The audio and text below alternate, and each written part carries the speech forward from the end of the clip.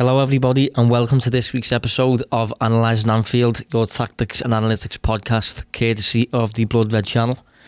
It's still Josh Williams hosting. Christian's still very busy. He's back to work, but he's still very busy. So, as has been the case for the past couple of weeks, I'm joined by Dave Hughes. How are we doing, mate? Yeah, I always sound like the second prize, don't I? I know. I need to left over, but I need to stop announcing Christian's absence as it's a weird thing now because it's becoming a bit commonplace, isn't it? But yeah, exactly, mate. Liverpool at present are 8 points clear in the Premier League table. I'll say that again. Liverpool are 8 points clear again. Dave, how do you feel? Yeah, over the moon, mate. Early October as well, which is bonkers, really, isn't it? Yeah, it is. So we'll get into it anyway. As to why that's the case, we'll talk about the Leicester match, and then obviously with it being the international break, it's not a great time to be talking about football. So we're going to have a Q&A session. Thanks for sending in the questions. We're going to get to as many as we can. Probably won't get to them all, but yeah, we'll get to that for the second half of the podcast. So firstly, we'll talk about Leicester, and I think it's, personally, I think we called it fairly accurately. I think Leicester were, for me, certainly, they were quite conservative in how many players they committed and things like that, how they set up the 4-4-1 that we mentioned that they have used this season. But yeah, I think the match vaguely went as I expected. I'm not sure about yourself. You was at the game, weren't you? Yeah, no, it did. And it feels like you're bragging, doesn't it? But it did go kind of how we said. They did put that formation, the 4-1-4-1. Maddison on the left, which is something we flagged in the last podcast, didn't we? Yeah. Thought it was a little bit conservative by Rodgers, and what we'll probably touch on in a little bit. I thought it was a big factor in Trent having such a good game as well. Yeah, well, we pointed out last week that Leicester generally this season have come across as a good defensive team while offering very little on the attacking side of the game. And the way the match went, it was exactly that. Liverpool absolutely, past couple of weeks we addressed the lucky win against Chelsea. Then we addressed the ugly win against Sheffield United. This week for me, it was very much a dominant, deserved win. Certainly for me, I know you've got thoughts on this. Yeah. But if you look at the XG on the day, Liverpool 3.7 XG compared to Leicester's 0.1. That is a serious dominance. 16 shots for Liverpool, with half of those on target, compared to Leicester's 2 shots, with the first of those coming in the 73rd minute. So although for large periods Leicester came across as quite, they were fairly competitive in the middle of the pitch, I'd say. Liverpool found it generally trickier than usual, I'd say, to keep the ball in the final third for long periods. But it's weird because Leicester generally, despite that, offered very little actual threat, like tangible. We are likely to score from these chances. They refrained from shooting, didn't really get much in the box. So yeah, for me it was a generally dominant performance, but from your perspective, from sitting in Anfield, I'm assuming it felt a little different. It did, yeah. And I'd said this at the time to you, and you pointed out, obviously, Liverpool's dominant, certainly in the XG and so on. And I do agree, but maybe for me, that's where there just isn't that kind of measurement of what goes on in the other areas of the pitch when just looking at XG alone. Like, that sounds ludicrous to say because creating chances normally leads to winning games, doesn't it? Scoring goals. But at no point did I just feel like Liverpool would dominate in other areas of the pitch the way they normally do. I can see you wanting to disagree. No. The game, maybe it's because I'm so used to Liverpool just kind of destroying sides, and it's very rare that you see Liverpool with just a slender lead of a goal. And Leicester just always felt in it for me, even though they weren't creating a lot of chances. I think from my perspective, they always felt in it, but I don't think that was because of them. If it felt like that was because of us being a bit wasteful. We had plenty of transition moments, particularly in the second half, where Salah just lose the ball, or Mane maybe would do it, or something like that, and we could have scored plenty more than we actually did. I thought we could have shot more plenty more than we actually did. But I think having knowing a relative amount about Rodgers and seeing him in charge of Liverpool for a number of years, it was a very Rodgers game. I thought a very Rodgers performance for Leicester in that lots of nice things, generally quite competitive things that you'll be quite happy with on the field, but just not that actual cutting edge decisive product in the final third. Yeah. That's the difference for me, and that's what Rodgers is prone to doing. He's prone to like he signs players. He signed a lad in the summer, Dennis Pratt. I walked him, didn't I, on deadline day? And when I looked into him, good player, technically very clean, but he'd scored something like, I think 2 all season last year in Serie A, maybe 1 assist, something like that it was. Yeah. He really liked Adam Lallana before Liverpool signed him. He wanted to get Adam Lallana in.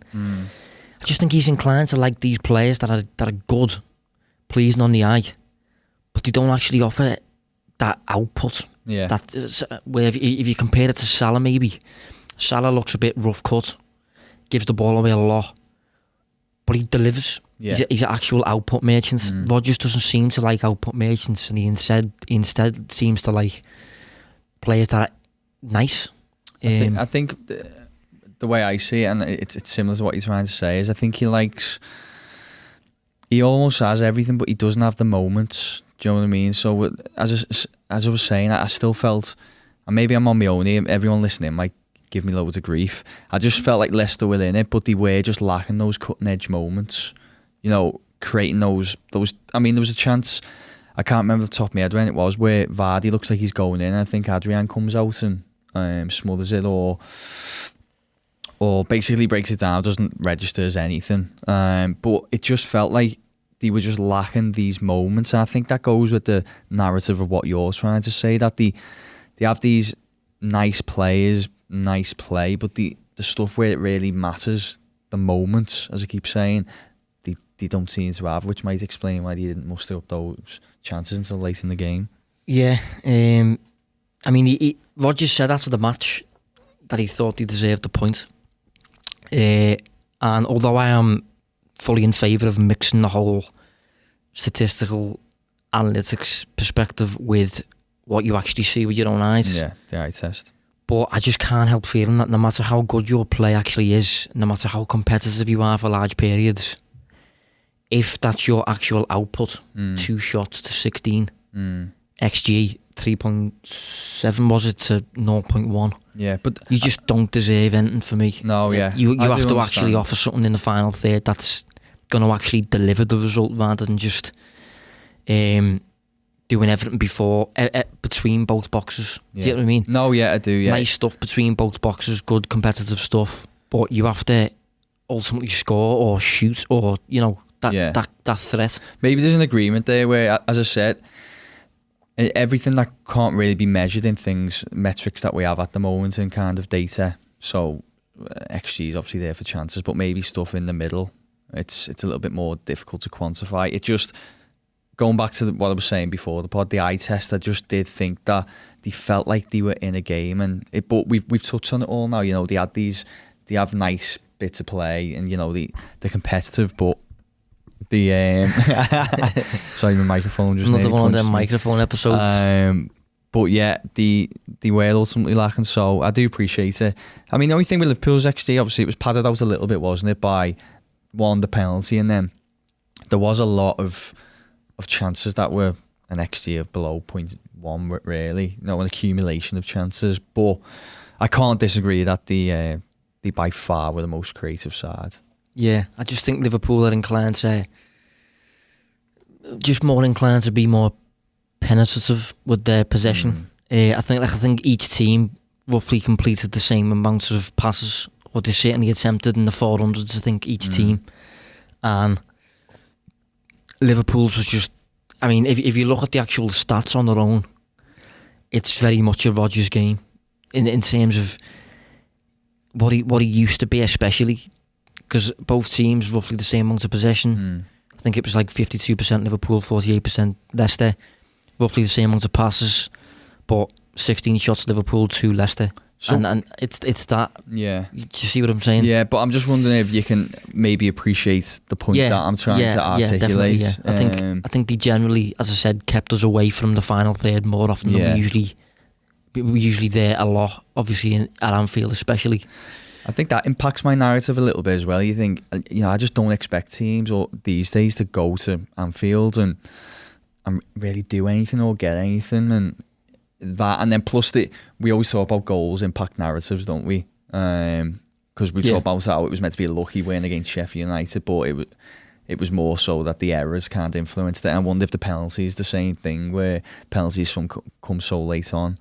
That again, you come away thinking, was that fortunate? I don't know. Yeah, no, it was an interesting game. One of the things that people were surprised about initially when the match kicked off was Fabinho was on the left, and Salah was through the middle, Mane on the right, and every now and then Mane would go through the middle, Salah would go through the right, and that's something that situationally happens with Liverpool. It's a fluid system. You just take the place of your teammate kind of thing, and you just fill in. But usually that's all it is, filling in. Yeah. In this match, we seem to do it as a deliberate ploy. I've wrote about it this week for the Echo, and the reason for me was simply Leicester want to play this high line, this proactive game whereby you're pressing from the front. They've got the highest PPDA, believe it or not, in the league at the minute. Yeah. So they obviously press from the front. But if you're going to do that, and you're going to impose a high line, you're going to leave excessive space in behind. So you need defenders that are complete enough to cope with that space behind. Evans and Soyuncu, decent defenders, good on the ball, but they're not quick. See, I think Soyuncu was really good, Good or quick? Quick, yeah. No, I thought... Do you think he's quick? Initially, because by the way, I totally agree with you. I think you're spot on. I thought that's why they did it, to get in behind. But I was wondering whether he was a little bit surprised at how quick Soyuncu was. Because I know I was waxing lyrical about him last week. I thought he'd done all right in terms of keeping up with Salah's pace and when the ball was going in behind. I can't think of an example. No, but initially, so for me, I thought it was so Salah could try and get in behind. He'd be the biggest threat running behind. Yeah, and I just thought he kept up with him really well. Yeah, no, I mean, I'm not getting... No, you're not getting... I don't mean he's slow. Yeah, I understand. It's just Mane pace I'm talking here. There's a difference. Like if Mane was running them behind against Joe Gomez or Van Dijk, it wouldn't be worth doing, because you probably wouldn't beat them in a race. If you do it against Evans and Soyuncu, you probably do beat them in a race. So one thing Klopp's really, really good at doing is presenting tactical problems to the opposing team. Yeah. And it was almost as though we presented the question to Rodgers as in, okay, you can press us highly, but if you do so, we've got Mane on the last shoulder of your man, so if we break your press, we're in on your goal. Obviously it worked out like that. We ended up scoring the goal, opened the score, and through that little tactical tweak that Klopp made. I was going to say, for me though, it looked to me like he switched it back just before the goal.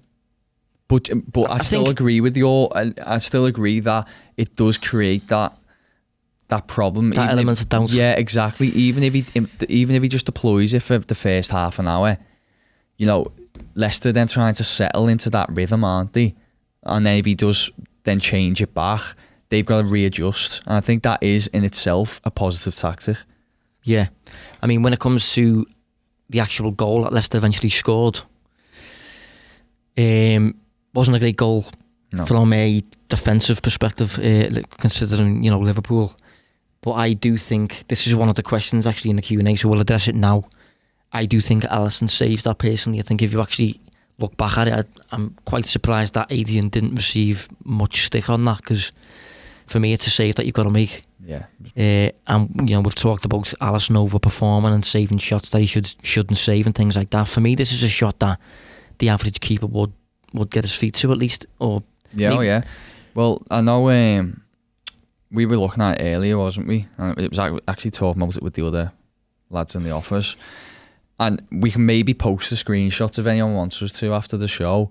at the moment that Maddison's about to hit the ball, there's maybe 9 or 10 yards between him and Adrian, or maybe a little bit less than that, 8 or 9. The angle's not great either. Yeah. Maddison can't, like, he hasn't got a clear angle towards the corner or anything like that. Exactly. It should be a fairly easy slate. I don't think there's that much power behind the shot, and it looks like it took a deflection, but I don't actually think it does off Lovren. I think the goalkeeper gets something on it, but he should just do better. Yeah, he should. He should. And one more point that I'd like to make on the game before we move on to the Q&A is, well, I suppose it's related to one of the Q&A questions, because Dan Kennett, for the end of the show, came in with a point on Trent and said that his threat was unbelievable and things like that in the Leicester game, which it was, but found an interesting little stat before that. It's since Trent has came into the Liverpool team, struggling with the mic. I hope it's not coming across on the podcast, but this microphone's trying to punch me, so I need to unlock my laptop or go on. So Trent, since he's come into the Liverpool team, obviously he's played a great deal of matches now despite his age. And he's obviously he gives the ball away a fair amount. We accept that. That stems from the risks he's taken on the ball and things like that. But this was Trent's worst passing accuracy in any match for Liverpool, with the exception of 2 games. Champions League final against Spurs. His passing accuracy against Spurs, somehow, I don't know how no one picked up on this, maybe probably because we won. Yeah. But his passing accuracy in that game was 50%. Oh. So he gave away the ball 50% of the time he was on it. It was such a scrappy game though, wasn't it? Yeah. He said it was an amazing game. Yeah, the other match was Porto away in the Champions League last season. But against Leicester on the weekend, he gave the ball away. He completed 54% of his passes, which, you know, in mainstream media, maybe that would be deemed and used by certain pundits who don't use stats very often as a negative, but he ends up playing very well, offering a threat throughout the match and things like that. And I've always said, I think passing accuracy offers an insight into the risks that a player takes during the matches. Obviously 54% is not ideal. You want higher than that regardless of the risk he's taken. But it does offer an insight into his role in the team, and what he's required to do, because he's clearly trying an awful lot there. An awful lot's also not coming off, but he's clearly attempting loads there. I'm not sure what your stance is on that stat. 100% agree. I'm just, as we're talking now, I'm trying to, so his average is around 70%. Yeah, I think. But if you actually look though at Liverpool's team over the last calendar year maybe, and get up to passing accuracy, something like the 4 worst players in the team for passing accuracy over the course of the past years, like Salah, Trent, Mane, maybe Robertson. They're 4 key attacking outlets for us who are required to try things in order for us to create stuff in the final third. So I totally agree. I think players who are more attack minded, the reason that they have worst passing stats is because they will attempt more difficult passes. But the benefit of that is that, you know, those passes that are successful and normally contribute more to an attacking sequence, don't they? Then someone who might complete 5 more passes, but if they're you know, short 5 yards left or right, backwards, not contributing anything to the attack. So I don't think there's any way we can kind of. But another player. Sorry, all I'm doing is I'm just trying to see who's got the best passing accuracy in the Premier League this season. I know Wijnaldum will be right up there, because Wijnaldum posts good numbers generally. Kovacic posts good numbers as well for Chelsea. But these are players that tend to take few risks on the ball. They just tend to keep it moving, keep it in circulation and things like that. That's it. So you've got like the likes of, in the top 5, you got like Wijnaldum's in there, as you said, Declan Rice, Rodri, Godfrey at Norwich, you know. See, these are taking safe options. Yeah, that's it. There's nobody in there who you look and think very creative. No. Is there? And I think that's important to note, that Trent's dropped passing accuracy, it doesn't mean he's had a bad game. Yeah. So we won anyway. Yeah. We ended up winning 1-0. 2-1, sorry. James Milner penalty. Was that a penalty for you, quickly? No, it wasn't actually. It wasn't. No, although I can see why it was given. I just thought it was too light, but I've seen so many of them given that I don't think it's enough to cause a stir.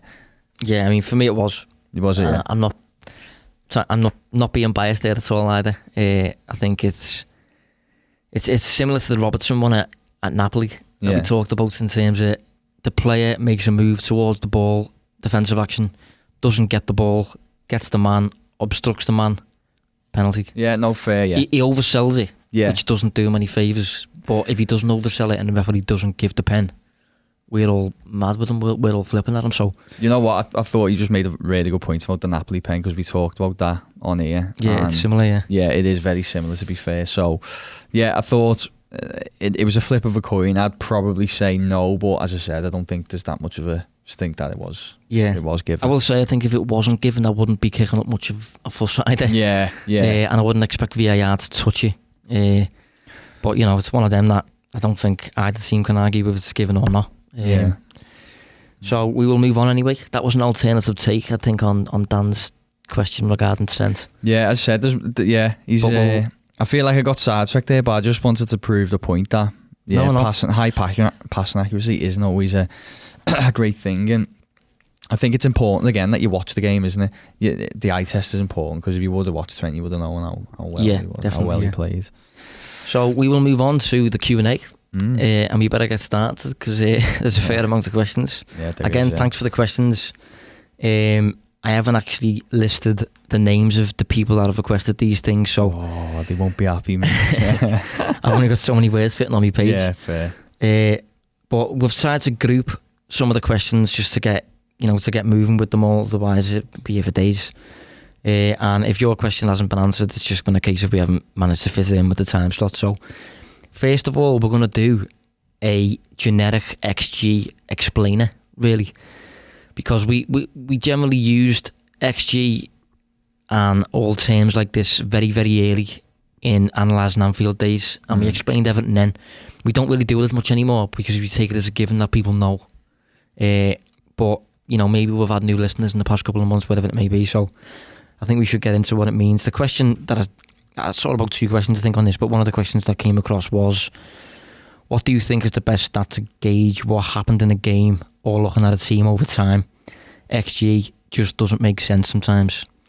And I think, you know, there's no offence intended in this, but I think the people that think it doesn't make sense sometimes maybe don't fully understand what it's intended to do. So for me, XG is a performance indicator above all else. XG is an indicator of performance. And as a result of that, it's also a very good indicator of future performance. Yeah.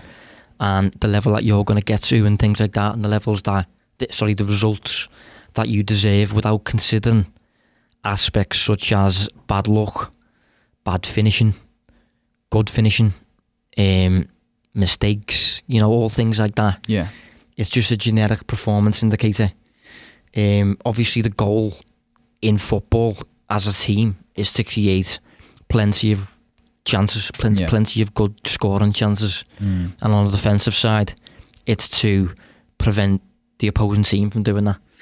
And XG provides an insight into what chances you've created compared to the opposing team, and, you know, the values that each shot is given is based on historical data. So yeah, it's probably important to point that out, isn't it? That I mean, it's different, isn't it, with different metrics, but it's upwards of 10,000 shots of the calculator. Yeah, it depends on the model, doesn't it? But there's an awful lot that goes into it.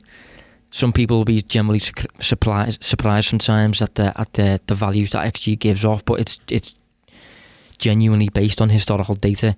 Like, say for example, if a player shoots from 40 yards or so, that shot will have a value of maybe 0.01, and that's because it's scored 1 times in 100, roughly. Which is, when you think about it, it's probably quite accurate. Yeah, definitely. Yeah. So, and you want to add to that? No, I think it's fair. Yeah, it's probably maybe just if people are completely new to it, it's normally scored between 0 and 1, isn't it? So obviously, if Josh is saying 0.01, it's next to no chance, as you say, 1%, and Yeah. So normally, what's your opinion? I think anything with an XG of 0.2 upwards is probably a decent. Yeah, chance. and from 0.2 upwards, from a defensive perspective, you don't want to allow. Yeah.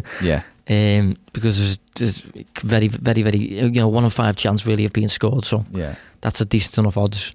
But I'll use an example just roughly, which is commonly used by people in the industry involved with analytics and things like that, and it's Newcastle. About maybe 7 years ago or something like that, Alan Pardew was in charge of Newcastle. The glory days. He took the team to I think it was a 5th or a 6th place finish. Yeah. Above maybe Chelsea, above maybe Liverpool even, I can't remember it, but it was, a one-off really. Yeah.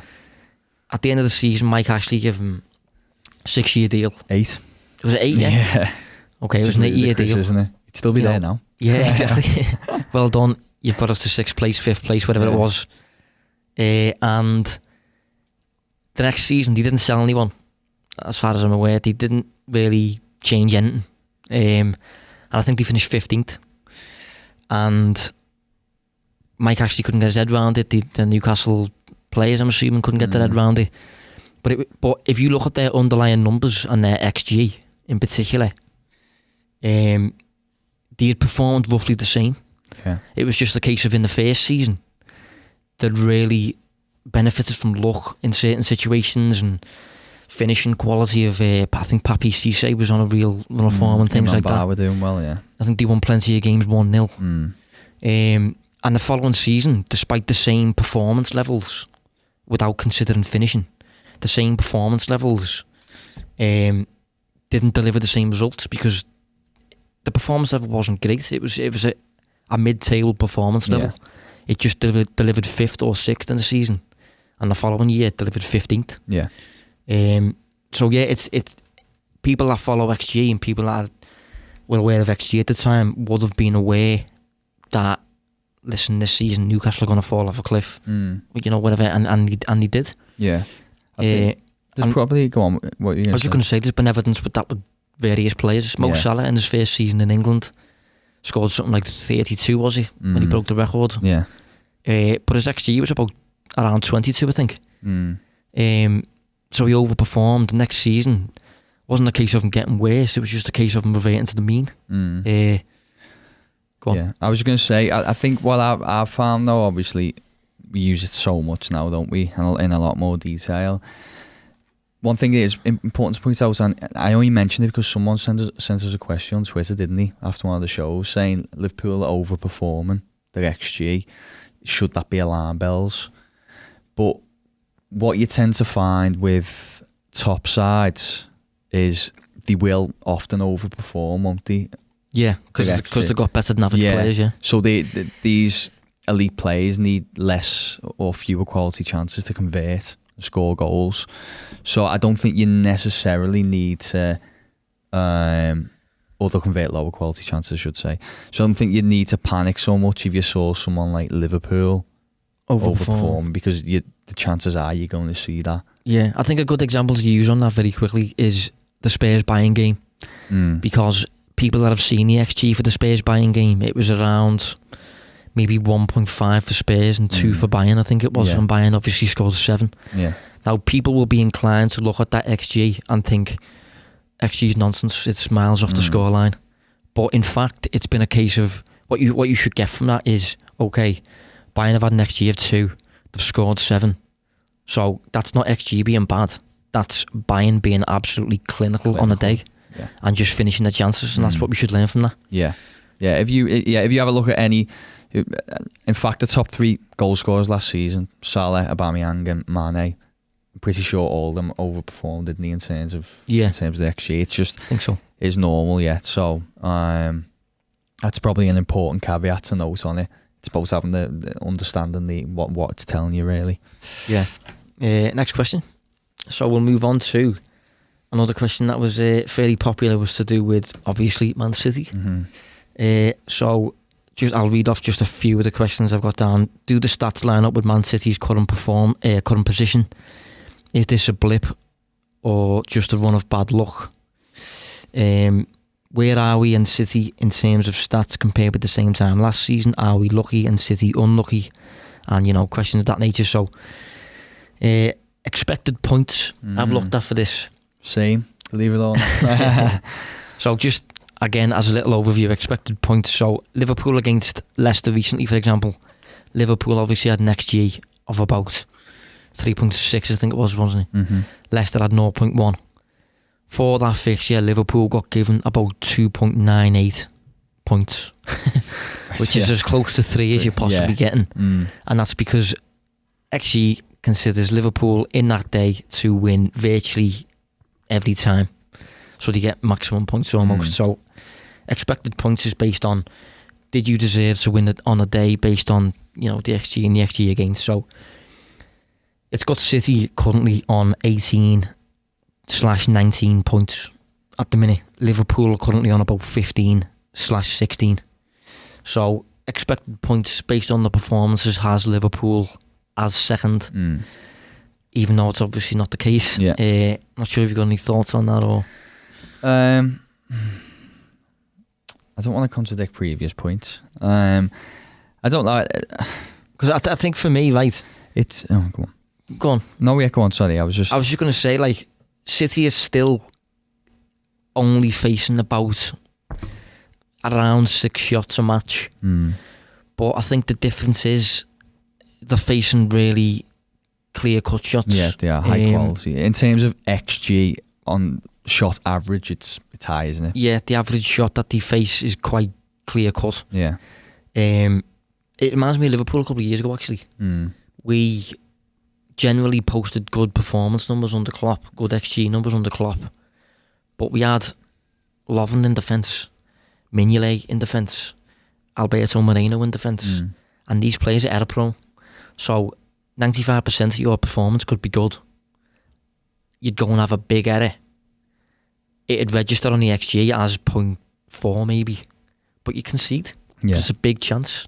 Moments again. Moments, yeah. Big moments. So that's a good point. Even if you look at the Norwich game, because that's probably a stand. Well, except for Wolves on Sunday, but that was at one point their standout loss. In that game, they were, as I've said a few times, they were dominant. Like they should have won that game, but those defensive moments again cost them the game, didn't it? Yeah. And although this is the issue I have sometimes with XG, I just think for me Liverpool are worthy of being top spot, despite what that says. Yeah, well, Liverpool are facing more shots than City per match, but the lower quality.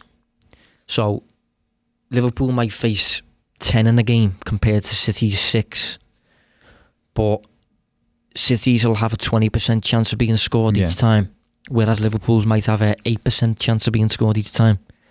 So Liverpool, depends what you'd rather want there, which side of the fence you'd rather be on. I think it would be Liverpool, wouldn't it? Because probably would, yeah. An accumulation of low quality shots is probably less chance of causing you harm than fewer but high quality chances faced, isn't it? Yeah, but I think it's stemming from obviously Laporte's absence. Yeah, Company's sale.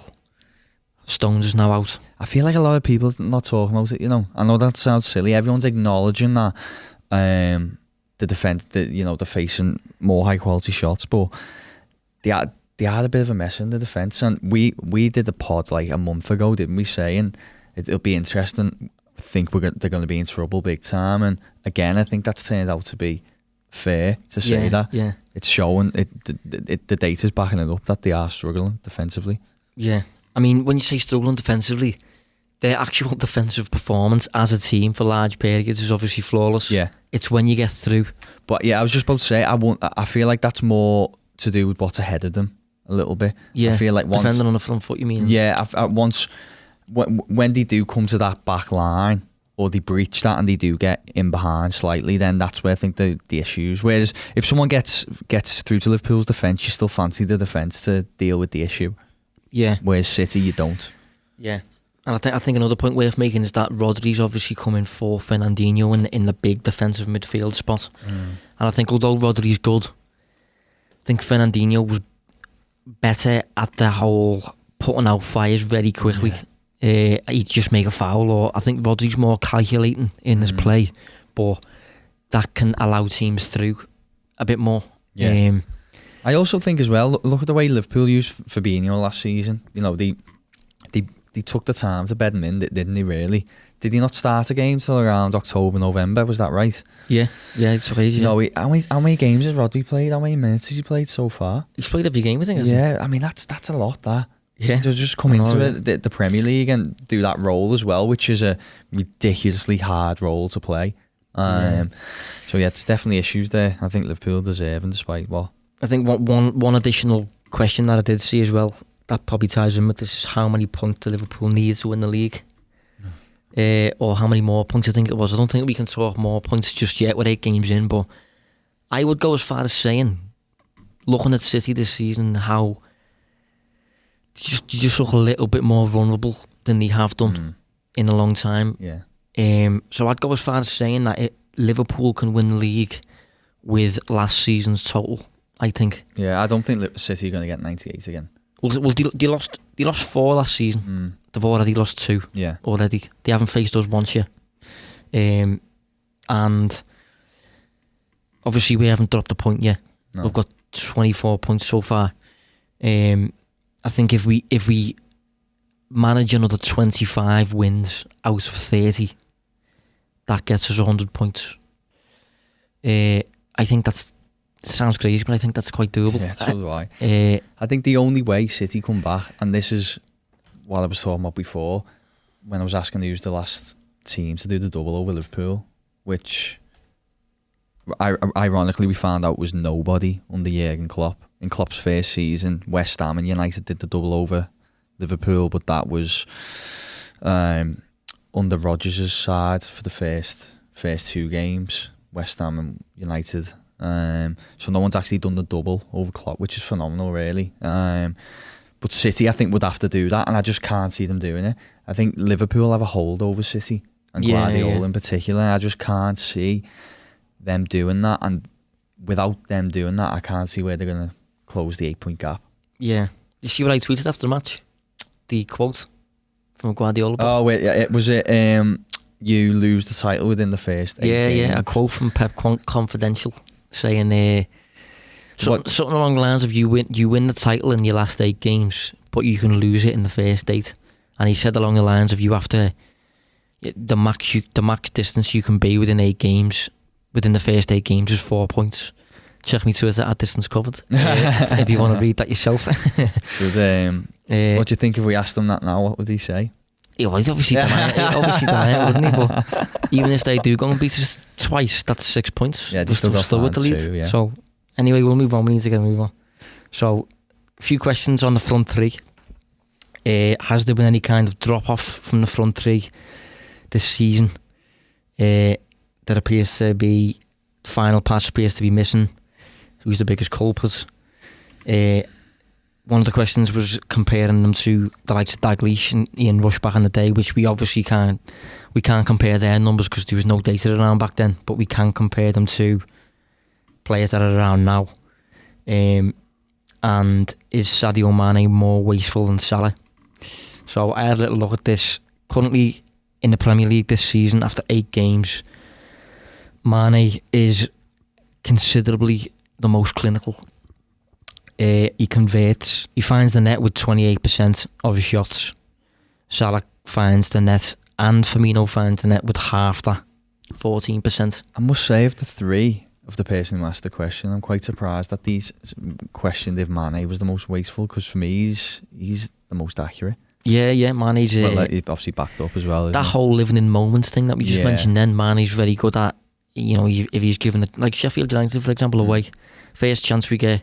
In fact, no, that was a terrible example. I was about to say, he missed that one, didn't he? Yeah, I'm thinking Southampton away, sorry. Yeah. Just disregard what I just said there.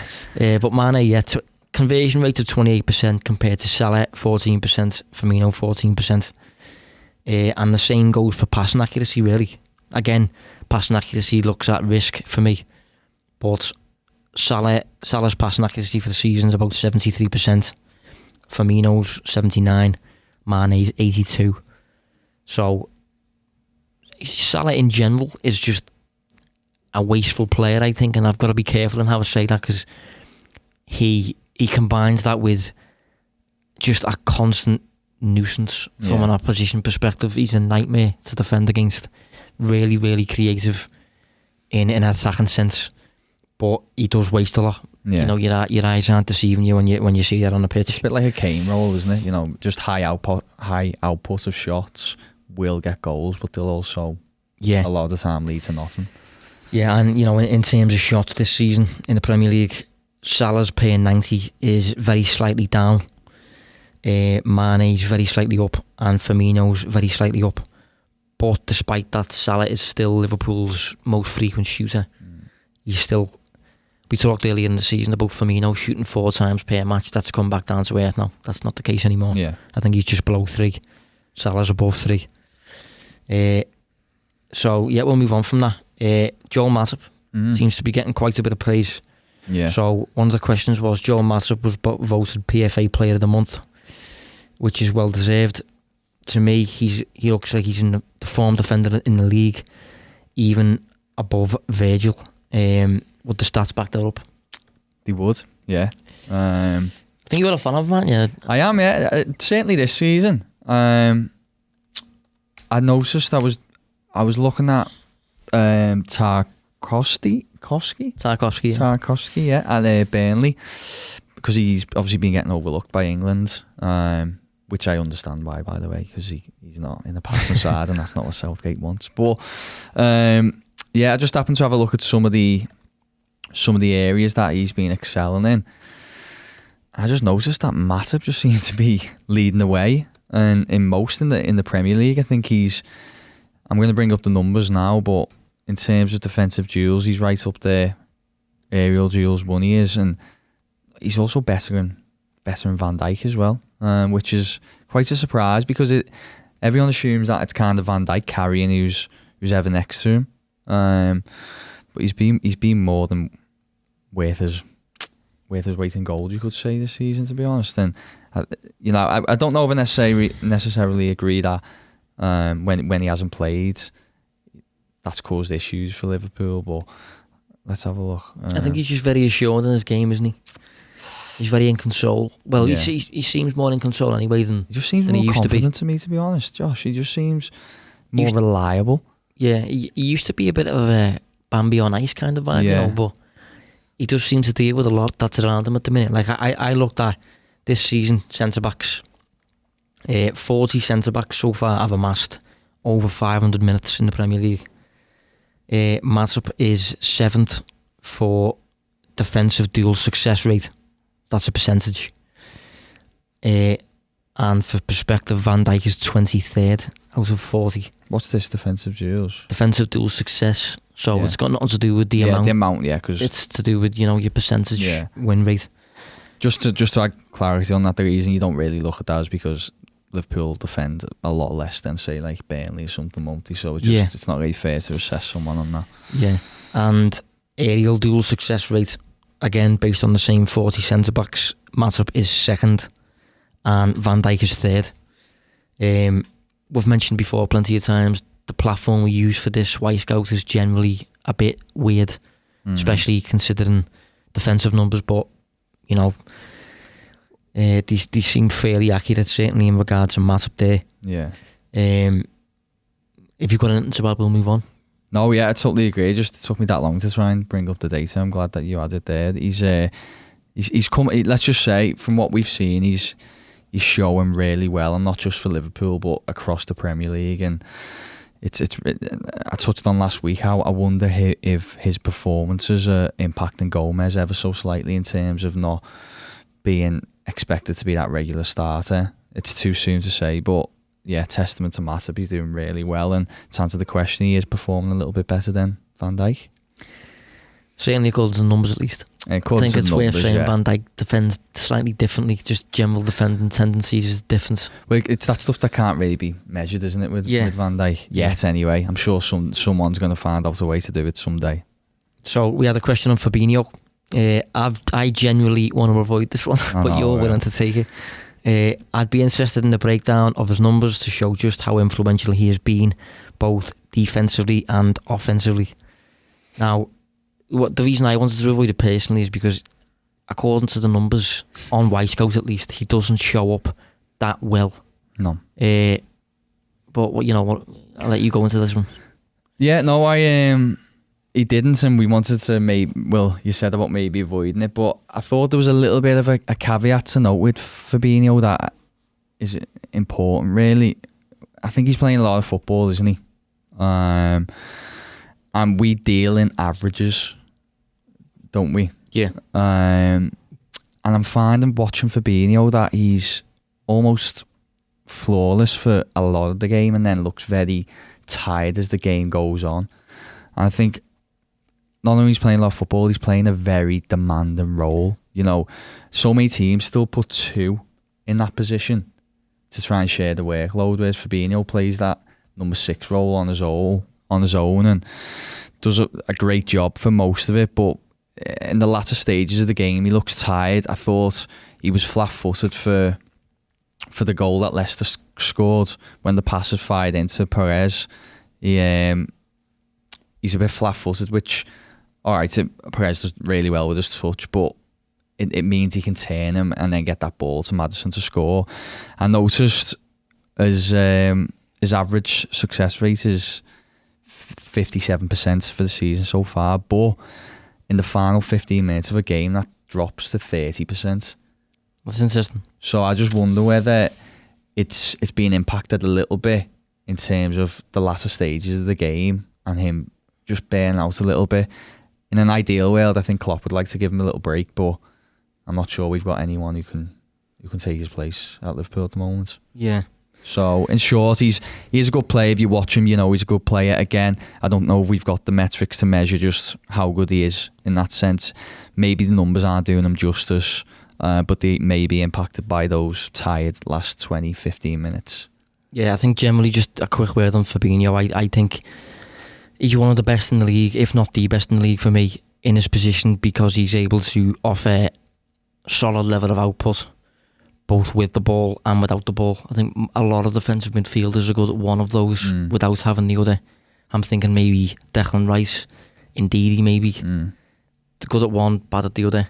And Fabinho offers both to a really, really high level. But it's just a case of maybe, I don't know if it's because we're only 8 games in or the burden that's been on his shoulders, whatever it may be. But according to our numbers at least, which again, Wisecout defensive numbers not that great, could be flawed. He doesn't look that efficient, but it's something I'm not willing to believe personally based on the eye test, because he looks really productive to me. He looks like he puts out a lot of fires for Liverpool, really aggressive. Yeah.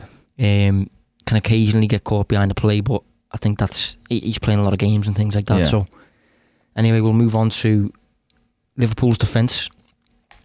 What is happening with the defensive situation is the lack of clean sheets compared to last season, about poor positional play, poor form, or new tactics. For me, I think it's... Firstly, we're only facing, in the Premier League at least, we're only facing about one more shot than usual compared to last year. Yeah. So that's nothing to be overly concerned about. And I think a massive point worth making is Alisson. I think Alisson saves Maddison's shot on the weekend. Yeah. I think he saves Willem's shot against Newcastle. I'm still unsure about that one, by the way. What was the other one we said? There was one more, wasn't he? Was it... I can't think who it was. No, I can't. But there was one more moment where Alisson... I can't help thinking that Alisson would have made the save that Adrian didn't make. Was it one of the Salzburg games? It might have been, yeah, I'm not sure. Yeah. But just generally, Alisson's inclusion secured those clean sheets. I think one of the reasons Adrian's not overperforming strictly according to the numbers is because although he's making some decent saves here and there, he's still letting 1 goal in, still letting 2 goals in. Alisson doesn't. Yeah. And I think those clean sheets will start to mount up with the same defensive performance once Alisson's in the goal as opposed to Adrian. Yeah, totally. I can't really add much to that. Yeah, I think there's always that lack of trust, I think, from the defence in having your second goalkeeper in. It's not an insult on him even as a player, even though I don't think he's been phenomenal since he's come in. Done a good job, but not phenomenal. But yeah, I think you don't have that same sort of confidence, do you, when you haven't got that keeper behind you? So I expect it to fully improve. But then I also think the term poor was a bit rough as well. I don't think Liverpool have been defensively poor and there's been no real change of tactics or anything like that either. Just, maybe not up to the lofty standards of last season, but you've got to remember when you're missing such key players that things like this can happen. We're seeing it with City and to an extent maybe Liverpool, but yeah, as soon as Alisson comes back in, I expect that to go back to normal. Yeah. So a question from the one and only John Birchall. Oh yeah, it's a tough question as well, John, to be fair. It is a good question though. So beyond Man City, which Premier League team is best suited to taking points off Liverpool? Obviously this is something John's fearful because he's a United fan. But I think for me it's tricky, really tricky one to answer, because Liverpool can mix it, for lack of a better word.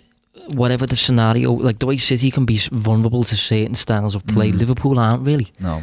Whatever. Very fluid. I've said before, Liverpool are real pragmatists in that sense, that if it's a fight, if it's counter-attacking, if it's possession football, if it's soaking pressure, Liverpool can do it all to an extent, to a good level as well. Yeah.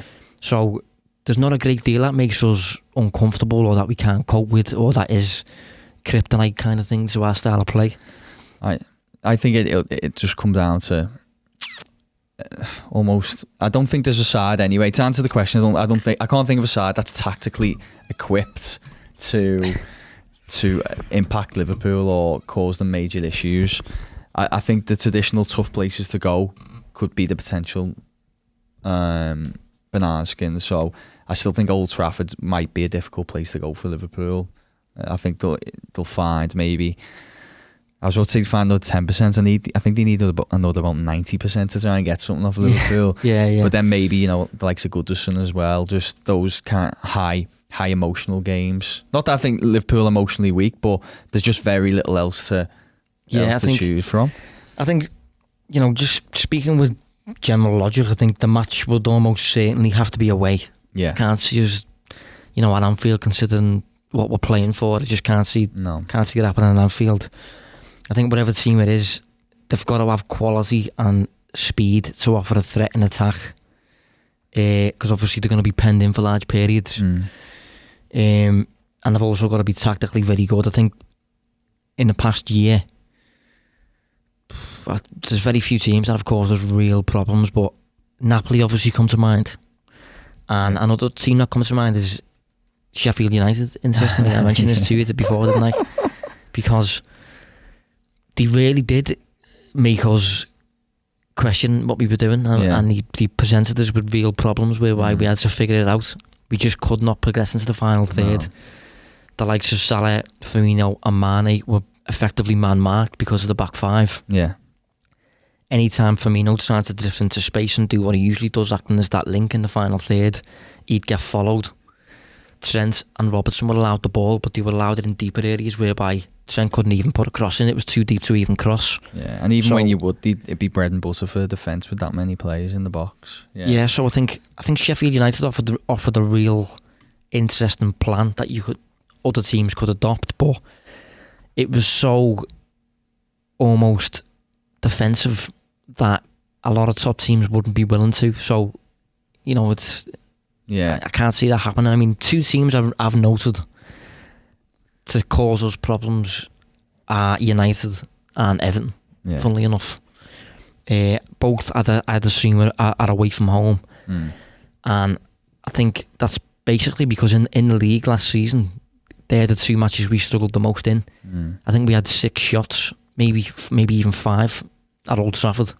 Terrible match. One on target, I think it was. It was a mess, that game though, wasn't it? Yeah, it was. Shambles game. I'm not sure if it will be the same this time around, but no. And Everton are just generally in the middle of the park, very in your face, and generally quite good defensively with the odd flaw from set pieces and things like that, and obviously the emotion that comes into play. Yeah, I think that's what they at Goodison, they do they do thrive on the emotion a little bit, especially in that fixture. And when nothing's going on at their end at the moment, it's such a big game for them to try and do something in it. Yeah, it's a tough one. And the record says the same as well. So yeah, I think we can agree that tactically, I mean, in normal circumstances, you probably look at someone like, although the record's good against them, we touched on them earlier, probably look at, say, Tottenham, because how good Pochettino is. But I mean, it doesn't even look like he'll be there by the time the fixtures come round. So no, it's tricky, but I think, and that is on the horizon, that game actually at Anfield, isn't it? End of October.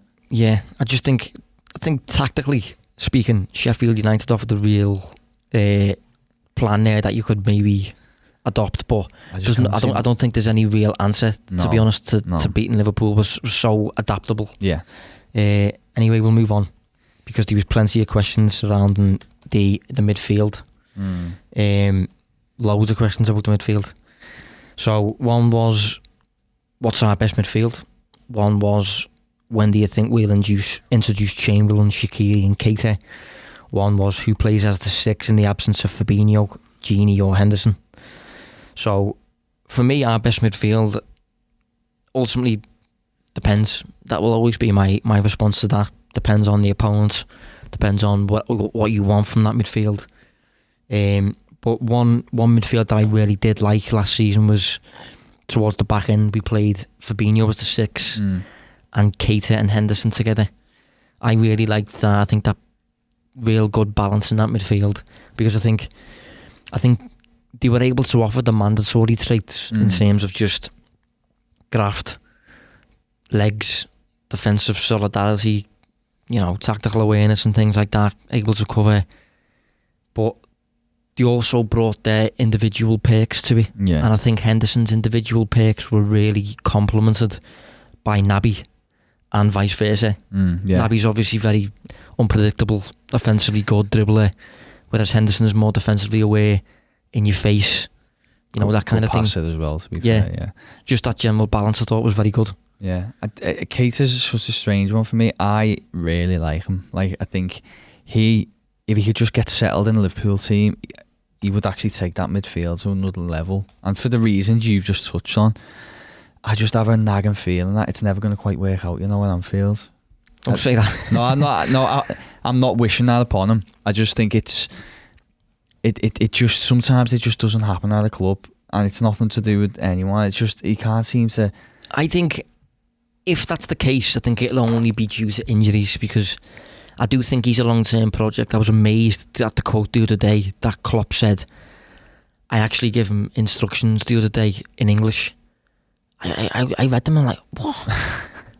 You've been at the club for a year. Yeah. He's now finally talking to him in English. So all these team talks he's been a part of in the dressing room, Naby's been sitting there not knowing a word that's been said. Yeah, I know. You can't expect him to do that well, to be honest. So yeah, that's a very good point, actually. That is a very good point. I do really like him. Real adjustments, I think, for him. The other players on the list there, I think, are not really important. But if you're going to bed one in, it needs to be Keita, in my opinion. I don't really know what's going to happen with Chamberlain in the future. He's another that I really expect high things of, but maybe he's going to just be a squad player at best, do you reckon? Well, I think it's worth noting again, massive injury. Yeah. The players he's trying to displace are in a really good rhythm. And they've been constant. I think Chamberlain's still got a lot to offer at Liverpool, still very young, just signed a new deal, I think. Very useful when we're playing big teams that are likely to maybe pen us in, because he's really good at driving us up the field with the ball at his feet, specifically City. I always say that and always refer to that City game, but no, I'm actually being really harsh because of that injury, but it just doesn't feel like we've yet seen that player. It's too early, I think. Too early to definitively state things on him. We'll probably know, won't we, at the end of the season where he's at. Yeah, and Shaqiri, for me, he's always been that option that you want if you're facing maybe, I don't know, a Newcastle at Anfield. Just put Shaqiri in the mix, play a 4-2-3-1, and just use the fact that he's a bit more creative and we can afford that extra attacker because of how little we're going to be attacked on the other end. Do you think he'll use him more this season than he did last season?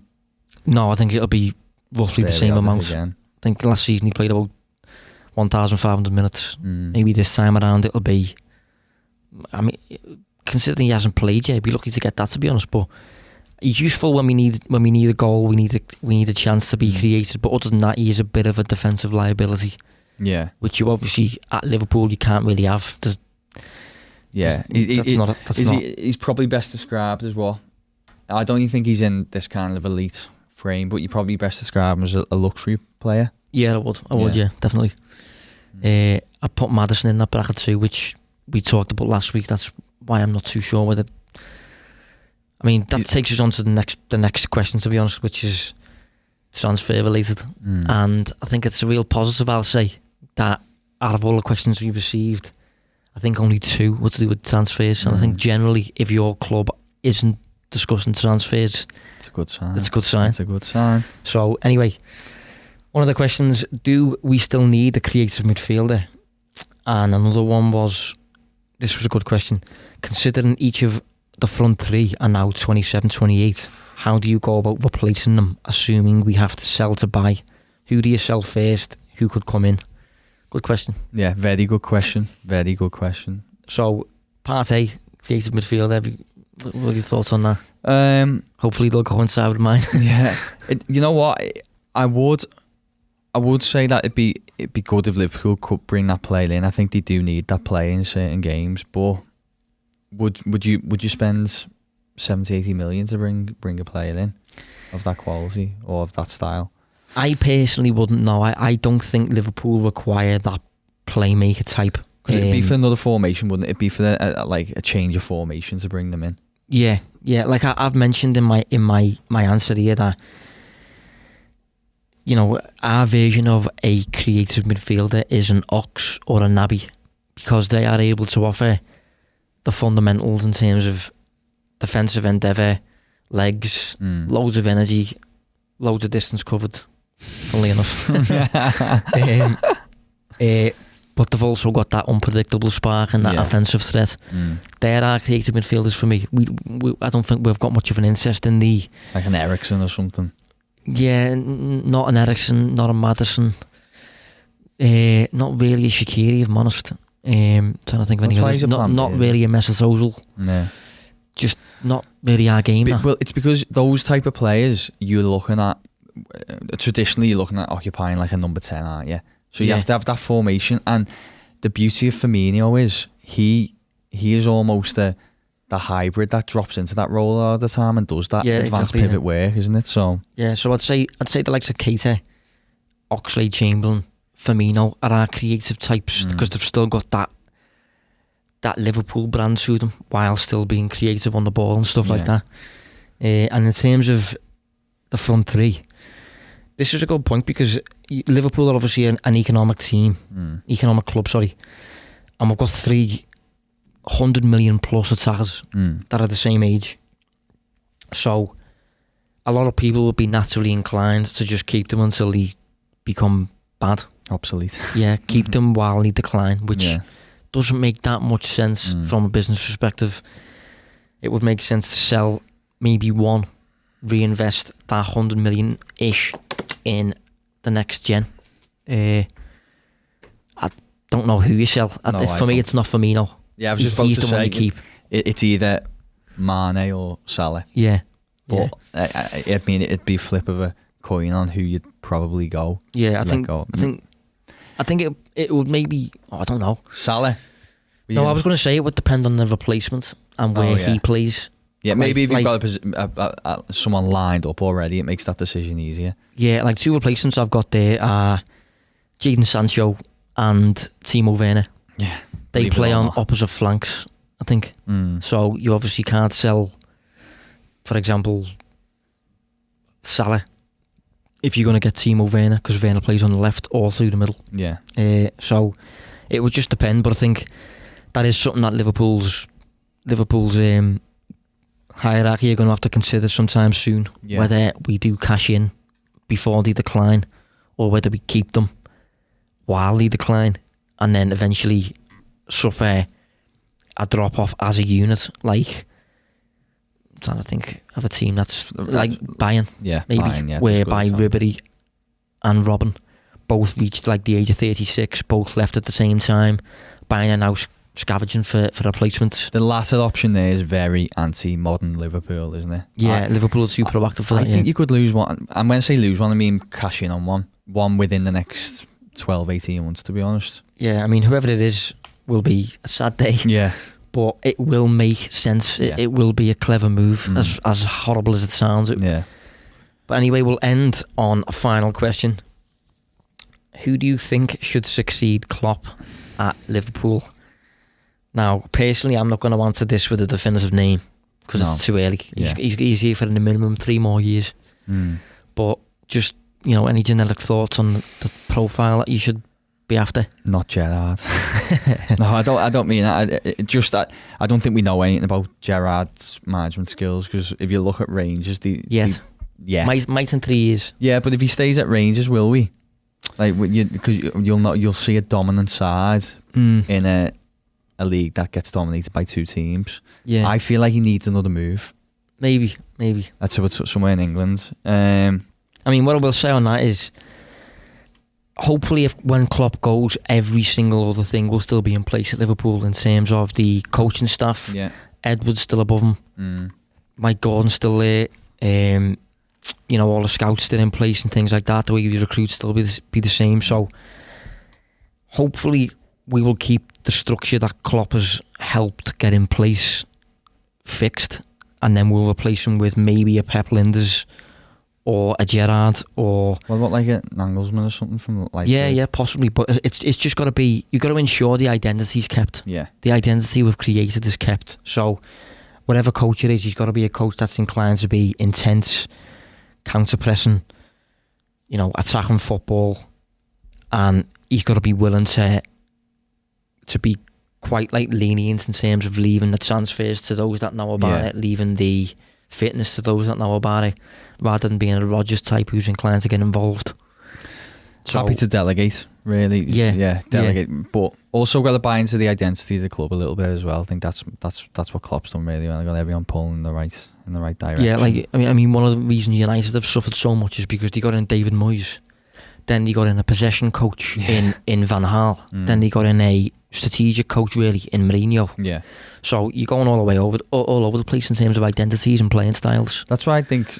I mean, it depends how his next few years go, but I think Nagelsmann could be really interesting, in terms of definitely, a potential Liverpool coach. Yeah, it's definitely a good shout. Definitely realistic. Because it'd be interesting, especially in Germany, and obviously with Leipzig as well, who are that brand that we love to talk about, that Red Bull kind of brand. Yeah. So we'll see. But it's just going to be important to whatever coach we do get in. He wants to coach the style of play that Klopp has built, and we'll obviously have a squad that's suited to Klopp's style of play. So as long as you get a coach in that's got the same beliefs, we'll be fine. Hopefully, we'll be fine. I mean, you're obviously not going to get someone as good as Klopp, but hopefully we'll. Don't know, mate. Well, he's 1 in a million for me, but yeah, fair enough. Anyway, we'll end it there. So we'll be back next week during the international break. We'll start previewing United, and maybe a little bit more on other things. I'm not sure. We'll have to keep ourselves busy for the international break. But thanks for joining us, Dave. Yeah, cheers, mate. Thanks for tuning in.